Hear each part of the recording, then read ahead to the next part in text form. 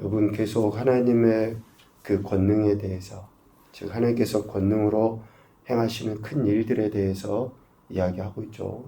자연 만물을 통해서 하나님이 어떻게 역사하고 계시는지를 이야기하고 있습니다. 그런데 하나님이 이렇게 모든 만물을 주관하시고 역사하심은 의인에 대한 하나님의 마음 때문에 그렇습니다. 36장 7절에 보면 하나님께서는 의인에게서 눈을 떼지 않으시고 그를 왕들과 함께 왕자에 앉히시고 영원토록 존귀하게 하신다. 그러니까 엘리후가 바라보는 것도 그거예요. 하나님께서 왜 자연 만물을 만드셔서 그렇게 섭리하시는가? 역사하셔서 운행하시는가? 그것은 바로 의인들을 영원토록 존귀케 하시기 위함이다 라는 거죠. 그러한 사상이 유대인들에게 있는데 욥의 친구들도 마찬가지죠. 그래서 고난당하는 것, 죄에 의한 결과고 그 죄를 회개하고 돌이키면 하나님께서 의인처럼 영원토록 존귀하게 해주실 것이다. 이런 이야기를 계속 하고 싶어 했던 것입니다. 그래서 36장 8절, 9절 말씀에 혹시 의인들에게 이런 족쇄 또 환난의 줄이 얽힌다. 그러면 의인이라 할지라도 하나님 앞에 범죄한 그런 악행이나 교만한 행위에 대해서 돌이킬 기회를 하나님이 주신 것이다. 그러니 욥 당신도 하나님 앞에 회개하고 돌이켜라. 이제 그런 이야기를 하려고 한 거죠. 이러한 이야기는 보통의 사람들이나 또 보편의 진리 안에서는 분명히 맞는 이야기입니다. 그런데 욥에게 있어서는, 즉 욥이 당하는 고난에 있어서는 해당되지 않기 때문에 욥의 세 친구의 이야기도 그렇고 오늘 엘리후의 이야기도 욥을 계속 더 괴롭게만 만들었던 것이다 라는 겁니다. 엘리후는 이러한 보편의 하나님 또 하나님의 섭리를 이야기하면서 욥에게 찬양할 것을 권면하고 있습니다. 36장 24절에 보면 욥이 어떻게 행해야 될 것에 대해서 엘리후가 가르치고 있죠. 계속 앞에서도 하나님의 속성에 대해서 또 하나님의 인격, 즉 성품에 대해서도 엘리후는 계속 이야기했습니다. 그런 하나님에 대해서 우리 인생이 보여야 될 태도는 찬양이다 라는 거예요. 그대는 하나님께서 하신 일을 기억하고 높이라, 잊지 말지니라. 인생이 그의 일을 찬송하였느니라 라고 이야기합니다. 하나님을 찬양하는 것은 하나님께서 행하신 일을 기억하고 높이고 잊지 않는 것을 통해서 나타나죠. 보편적으로 자연 섭리를 통해서 나타나 보여주는 하나님의 속성도 찬양하고, 특히 우리 개인에게 역사하고 계시는 그 하나님의 그 은혜, 또 하나님의 섭리, 하나님의 속성을 기억하고 잊지 않고 찬양하는 것이 중요하다라는 것입니다. 욥이 어떻게 하나님의 은혜를 경험했는가? 엘리후도 들었었겠죠. 그러한 이전에 하나님께서 욥에게 주셨던 그 은혜를 잊지 말고 그 하나님을 찬양하라는 거예요. 지금 당한 고통으로 인해서 불평하고 원망하지 말고 이전에 하나님께서 당신에게 주셨던 그 은혜를 기억하고 찬양해라. 지금 그런 이야기를 엘리후가 하고 싶어서 이야기를 했던 거죠. 전지전능하시고 또 공의로 판단하시는 그 하나님, 그 모든 일들을 이뤄가시는 하나님만 찬양해라 라고 엘리후는 그렇게 이야기하는 것입니다. 그러니까 욥이 고난에서 벗어나는 것은 바로 이거죠. 하나님의 행하심을 기억하고 하나님을 찬양하는 것이다. 오늘 26절 이하의 내용도 비슷합니다. 자연 만물을 통해서 하나님이 어떻게 역사하시는지를 묵상해보고 영원토록 그 하나님께만 영광을 올려드려라. 욥 개인에게 하나님 주신 은혜를 기억하고 찬양하는 것과 함께 또 자연 만물을 통해서 섭리하고 계시는 하나님께 그 하나님을 묵상하고 그 하나님께 영광을 올려드려라. 그런 이야기를 하죠. 오늘 우리가 읽은 내용들을 보면 많은 자연 물질들이 나오죠. 비, 구름, 바람, 번개, 이런 자연 만물들이 나와요. 이런 것들을 하나님이 어떻게 다스리시고 계시는지를 잘 묵상해봐라는 거예요. 그 가운데 우리 피조물이잖아요. 우리 인생. 그 가운데 나. 그러니 이런 자연 만물을 하나님께서 어떻게 다스리는지를 잘 묵상하면 나도 하나님의 인도하심과 다스림 속에 있는 존재라는 것을 깨닫게 되고 그 위대함 속에 그저 감사하고 찬양할 수밖에 없는 것이다 라는 그 이야기를 지금 엘리후는 하려고 한 것입니다. 하나님께서 자연 만물을 통해서 하나님의 선하신 뜻을 나타내시죠. 오늘 37장 2절에 보면 하나님의 음성 곧 그의 입에서 나오는 소리를 똑똑히 들으라. 하나님이 그냥 우리 사람이 말하듯이 말하는 게 아니라 자연 만물을 통해서 들려지잖아요. 그 하나님의 음성이. 그것을 통해서 분명히 듣고 하나님께 영광 올려드려라 라고 엘리후는 욥에게 권면하고 있는 것입니다. 하나님의 능력과 위엄, 하나님께서 드러내시고자 하는 것은 결코 우리 인생이 숨길 수 없죠. 또 하나님이 숨기고자 하는 것을 우리 인생이 어떻게 들춰낼 수 있습니까? 우리는 아무것도 아니에요. 온 우주 만물을 다스리시는 그 하나님, 우리가 비 앞에서 뭘 할 수 있습니까? 바람 앞에서 뭘 할 수 있습니까? 아무것도 못해요. 우리가 다 할 수 있을 것처럼, 우리의 능력이 있는 것처럼 이야기하지만, 하나님이 직접 다스리시는 그러한 것들에 비해서 우리는 아무것도 아닌 존재다.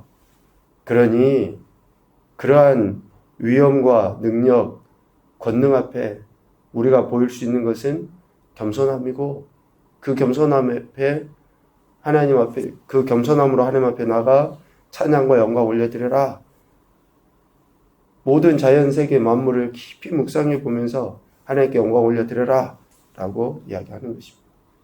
그래서 5절 하나님은 놀라운 음성을 내시며 우리가 헤아릴 수 없는 큰 일을 행하신다.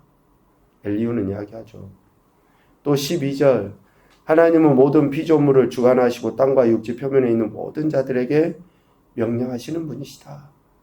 그 하나님을 기억하라는 거야. 우리가 머리카락 하나를 희게 할 수 있습니까? 검게 할 수 있습니까? 우리는 아무것도 못하는 그러한 존재라는 것을 이야기하는 거예요. 오직 하나님이 이 모든 일들을 행하신다. 그래서 엘리후는 욥에게 지금 자신이 이렇게 하나님에 관하여 말하는 그 모든 것들을 자세히 듣고 좀 깊이 생각해 봐라. 자꾸 네 의만 드러내지 말고 자꾸 네 입장만 이야기하지 말고 이런 하나님에 대해서 좀 듣고 깊이 좀 생각 좀 해라. 그래서 하나님의 그 오묘한 통치하심, 그 하나님의 지혜 좀 깨달아라 라고 14절에 이야기합니다. 욥이여 이것을 듣고 가만히 서서 하나님의 오묘한 일을 깨달으라. 엘리후는 자신의 그 말, 즉 하나님의 위대하심과 하나님의 역사하심에 대해서 이야기를 했죠. 그러니까 남은 것은 뭐밖에 없어요? 욥이 듣고 깨닫는 것밖에 없어요. 이제 할 말 다 했다. 제발 네가 듣고 깨달아라. 바른 선택을 해라. 지금 그 이야기를 엘리후는 욥에게 이야기하고 있는 것입니다. 그래서 결론적으로 엘리후가 하고자 하는 최후의 변론이랄까요. 마지막 이야기는 바로 24절이에요. 그러므로 사람들은 하나님을 경외하고 하나님은 스스로 지혜롭다 하는 모든 자를 무시하신다. 라고 결론적으로 엘리후는 이야기합니다. 그러니 한마디로 욥에게 뭘 이야기하는 거예요? 네가 하나님을 좀 경외하고 하나님은 교만한 자 물리치시니까 겸손하게 회개하고 나가라. 그러면 네가 이 고난에서 벗어나게 될 것이다. 그 이야기를 하고 있는 것이죠. 욥을 스스로 지혜롭다고 여기는 교만한 자로 지금 취급하고 있는 것입니다. 그러니 만약에 37장 이후에 엘리후의 또 다른 이야기, 또 욥의 세 친구의 또 다른 이야기가 나온다 그러면 어떨까요? 이전의 내용하고 또 똑같이 반복이 될 수밖에 없어요. 그러니 이제 38장에 드디어 하나님께서 직접 개입을 하십니다. 하나님께서 개입하셔서 욥이 당하는 그 고난에 대해 또 세 친구의 이야기에 대해 하나님이 어쩌면 교통 정리를 하시는 거죠. 계속 평행선만 걷고 있는 그들의 대화 속에 서로 괴로움과 상처만 주고 있는 그들 가운데 하나님이 개입하셔서 이야기를 하십니다. 오늘 37장까지의 이야기, 특별히 37장의 이야기를 통해서 우리는 이런 생각을 해보게 됩니다. 하나님을 경외하고 찬양과 영광 올려드리는 것은 마땅하다. 엘리후의 이야기지만 우리 인생이 보여야 될 태도는 하나님께 찬양과 영광 올려드리는 것이죠. 이것은 범사에 하나님의 주권을 인정함으로 고백되어져야 되고 또 어쩌면 다른 사람을 판단하거나 정죄하지 않는 것으로 드러나야 돼요. 우리가 하나님을 경외하고 찬양과 영광 올려드린다 라고 하는 것은 하나님의 주권을 인정하는 것뿐만이 아니라 다른 사람을 판단하거나 정죄하지 않는 것으로 나타나야 돼요. 욥의 세 친구와 엘리후의 어쩌면 실수와 실패가 뭡니까? 저들이 틀린 말 한 거 아니에요. 맞는 이야기예요. 그런데 그들은 기본적으로 욥을 정죄하고 비난하고 있기 때문에 문제인 거예요.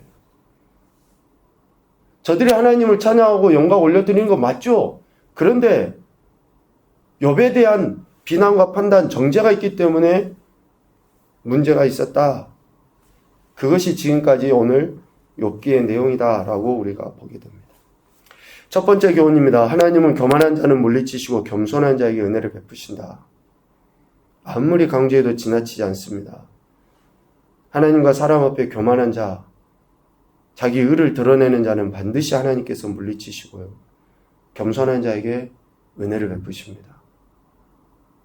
어느 누구 할 것 없이 겸손하게 하나님 앞에 서야지 됩니다. 두 번째, 오직 하나님만이 찬양과 영광을 받으신 유일한 분이시다. 여러분, 우리가 영광 받을 수 없습니다. 내가 무엇인가 했네. 결코 자랑할 수 없습니다. 오직 하나님만이 영광 받으시는 분이시죠. 세 번째, 하나님에 대한 알미, 실제적인 믿음으로 드러나는 것은 순종을 통해서이다. 하나님에 대한 알미, 실제적인 믿음으로 드러나는 것은 순종을 통해서이다. 우리가 진짜 하나님 말씀에 순종하고 있는지. 내가 순종하고 싶은 말에 순종하는 것은 순종이 아닙니다. 내가 순종할 수 없는 말에도 순종해야 돼요. 내가 좋아하는 사람, 내가 인정하고 싶은 사람, 내가 하고 싶은 것 하는 것은 순종이 아니에요. 하기 싫어도 해야 되고 옳은 것이라면 적극적으로 행하는 것이 순종이죠. 그런데 우리는 그렇게 내가 하고 싶은 대로 하면서 순종이라고 해요. 어제 저녁에 이야기했던 것처럼 그런 행태에서 돌이켜야 됩니다. 그것은 악한 길이라고 이야기하는 거예요. 왜? 자기 속였네 옳은 대로 행하는 거니까. 하나님이 원하시는 게 뭔지. 그래서 진정한 순종이 무엇인가 우리가 곰곰이 생각해 볼 필요가 있습니다. 오늘 엘리후까지의 이런 이야기를 살펴보게 됩니다. 하나님께서 저와 여러분에게 지금 이 시간에 무엇을 이야기하고 계시는지 우리가 하나님께 귀를 기울여야 되고요. 그 음성을 듣고 즉각적인 회개와 순종을 통해 하나님의 영광을 나타내실 뿐만 아니라 하나님께서 예배하신 은혜들을 경험하며 살아가는 그런 귀한 인생들이 되시기를 주님의 이름으로 축복합니다. 아멘. 말씀 생각하시면서 우리 같이 기도합시다. 오늘 말씀을 통해 겸손하라고 이야기하시고 또 하나님께만 찬양과 영광 올려드리라고 이야기하십니다. 내가 진정으로 이 시간 그렇게 하나님 앞에 나아가고 있는지 또 하나님이 원하시는 대로 살아가고 있는지 되돌아보시고 우리 자녀들을 위해서 기도하시고요. 특별히 지금 우리 아이들 중에 감기로 인해서 좀 힘들어하고 아파하는 아이들이 있습니다. 그래서 학교도 가지 못하고 가정에서 쉬고 있는 아이들도 있는데 하나님께서 그 아이들을 불쌍히 여기셔서 깨끗하게 치유해달라고 기도하시고 또 우리 교회 공동체 믿음의 지체를 위해서 중보하며 기도하시고요. 온 열방을 위해서도 중보하며 기도하겠습니다. 하늘에 계신 우리 아버지의 이름을 거룩하게 하시며 아버지의 나라가 오게 하시며 아버지의 뜻이 하늘에서와 같이 땅에서도 이루어지게 하소서. 오늘 우리에게 일용할 양식을 주시고 우리가 우리에게 잘못한 사람을 용서하여 준 것 같이 우리 죄를 용서하여 주시고 우리를 시험에 빠지지 않게 하시고 악에서 구하소서. 나라와 권능과 영광이 영원히 아버지의 것입니다. 아멘. 아버지, 주님 그렇습니다. 하나님의 그 구원을 넣으신 사랑, 그 십자가 은혜 안에 늘 겸손히 낮아져서 오직 하나님만 바라고 의지하며 믿음으로 설 수 있도록 주님 도와주시옵소서. 아버지 하나님, 교만한 자를 물리치시고 겸손한 자에게 은혜를 베푸십시오.